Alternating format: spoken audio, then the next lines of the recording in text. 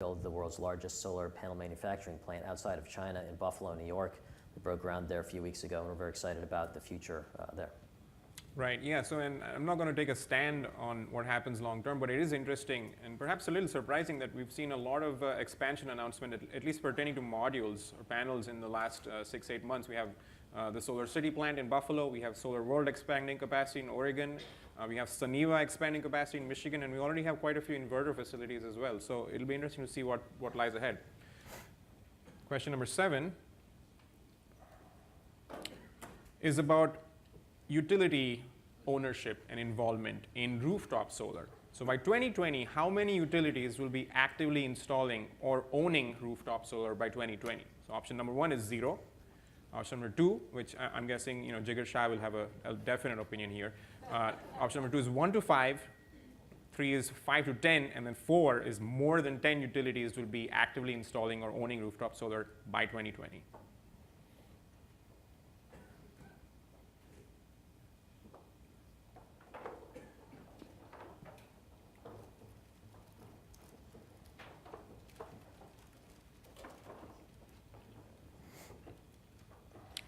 Okay, so it's interesting that along with this fear that the room seems to have, or this concern that utilities are going to oppose solar, there also seems to be quite a bit of optimism here in terms of utilities being involved with rooftop solar, where 44% are saying more than 10 utilities will be actively installing or owning rooftop solar by 2020, and then another 25% saying 5 to 10.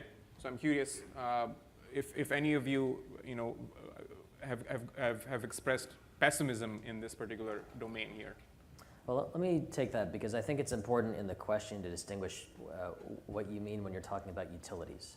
So if we're talking about monopoly utilities as opposed to an unregulated affiliate or subsidiary, then this really changes the question. And that's how I interpret it.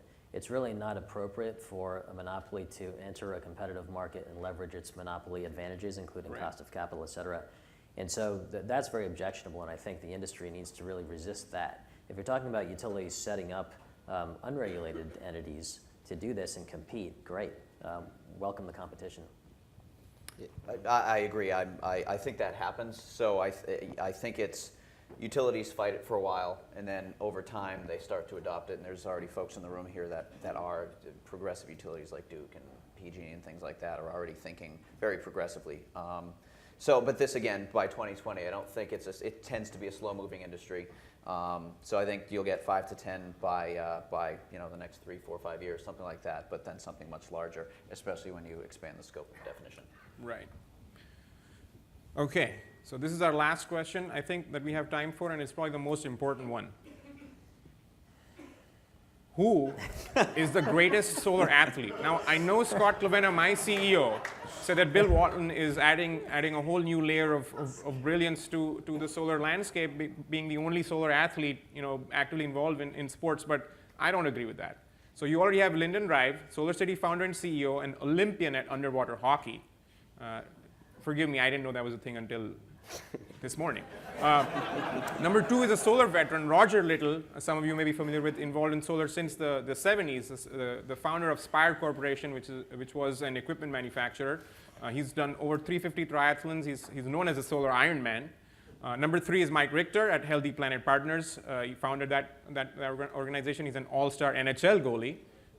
And then perhaps a candidate for next year's conference. Number 4 is Mike Hall himself, Borrego Solar CEO, ultimate Frisbee champion. And number 5 is GTM's very own Stephen Lacey. In this picture you can see he's our senior editor, and he's also a powerlifting master.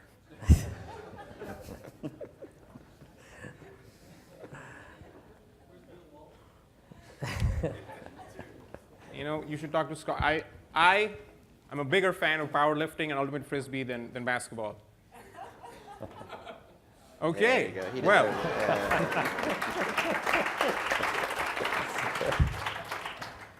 Mike and Stephen, I don't know if the audience is pandering to you, but it looks like you're in pretty much of a dead heat there. Okay, so with that, I'd like to give all our panelists a big hand, and please stay around.